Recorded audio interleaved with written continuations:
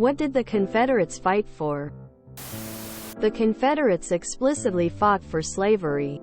The Confederate States made declarations of secession, documents that explain the reasons why they left the United States to form their own country. We still have these documents today, and can read that the reasons are slavery. It's more complicated than just, "we're racist." Though, as the Southern states that joined the Confederacy were completely economically dependent on slavery, they would have needed to completely overhaul how they did business on a fundamental level if slavery was to be removed. Basically, they saw the writing on the wall that the northern states that didn't allow slavery were gaining power politically, and that there would be increased pressure to ban slavery in the South. So they preemptively left the Union, so that they could continue to own slaves. The North didn't approve of this. Their economy was also dependent on the South's agriculture, and went to war to force the Southern states back into the Union. The trick is that later generations raised their kids to believe that the Confederacy was a noble rebellion about the Southern states getting to choose their own destiny, which is technically true, but they don't tell their kids that the specific states' rights that were being defended was primarily the right to own black people as property. So some people who still fly the Confederate flag today are doing so out of a misguided idea that they're honoring their ancestors who fought in a noble, if failed rebellion, not specifically about owning black people as property. And there are some people who fly the Confederate flag today because they want to show off how much they are racist assholes. A state's right to what? As many here have said, the Confederates wanted to keep slavery. I think another element of this is that many of the driving forces to keep slavery came from plantation owners and large businesses, knowing that abolition of slavery would mean having to pay wages to employees and thus reduce profits. So in addition to racism, greed played a part. Source: my own opinion. Individual soldiers usually have their own reasons, but the people who organized the army were fighting for slavery. They were quite open about it. It's not ambiguous at all. Well, there's a couple of answers you might get. When the war was actually going, many of the soldiers on the CSA side were repelling what they saw as an invasion. But the decision makers, the people in governments that chose to secede, claimed it was for states' rights. However, it was for the states' right to enslave people. If you read the Constitution the CSA put together, it makes very clear that while they won't import Negroes of the African race from any other countries, nothing may be done denying or impairing the right of property in Negro slaves. The irony is that, in order to fight the war, the CSA had to basically demolish states' rights and resort to the same federal power the Union had. I live in the South, where they taught us in school that it was over states' rights.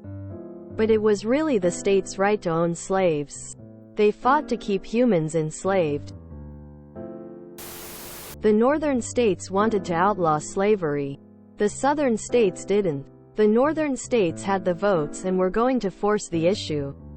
The southern states said, "Screw that, we don't want to be part of the USA anymore. We secede." The northern states, and President Lincoln in particular, said you can't secede. And so the Civil War began. Many people will say the Civil War was about states' rights versus the federal government. But really, it was about states' rights to keep slaves. That was the main issue. Ultimately, collectively, to keep using slaves. To continue owning people. https://www.battlefields.org/learn/primary sources/declaration cuz seceding states. Those are the documents produced by the southern states, stating in their own words why they were seceding. Control plus F, then type slave. There's your answer. I believe it would be useful for every American to read the Declaration of Causes. It'll tell you exactly what the Confederacy fought for. They fought to protect the institution of slavery. The short version is, Northern abolitionists got tired of voting for a party that dragged its feet on abolition. So they made their own party that was entirely abolition plus opposition to the at the time Democrat Party. They won control during the elections, alongside a third-party president that was friendly to the abolitionists if not an abolitionist himself. And within a few weeks and months the South was seceding. The right to continue owning slaves.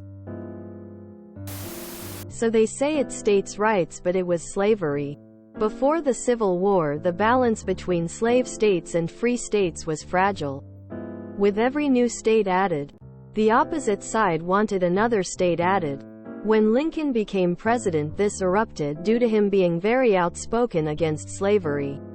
Even though he said he didn't want to take slaves away, slave owners were still scared they'd lose their slaves, therefore lose their livelihood. South Carolina was the loudest about that and was the first state to secede from the U.S. Basically, right to own slaves. The right to slave ownership. States' rights to own slaves. Slavery. But they used states' rights as an excuse to claim it wasn't just about owning people like property. States' rights are absolutely important, but no state has the right to dictate that slavery be legal. The Confederates were fighting for the right to continue to own and use slaves. That's why Confederate flags are treated as a symbol of racism and white supremacy. Independence. To then keep their slaves. A bunch of people have given pretty good explanations of the history and some context. But you don't have to take their word for it. You can hear it straight from the horse's mouth. The cornerstone speech was given by Alexander H. Stephens, the vice president of the freshly formed Confederacy, shortly after formal declaration of secession. Before the war started. You can read the full speech with a quick Google. But here's an excerpt that it gets its name from. Our new government is founded upon exactly the opposite ideas. Its foundations are laid. Its cornerstone rests upon the great truth that the Negro is not equal to the white man.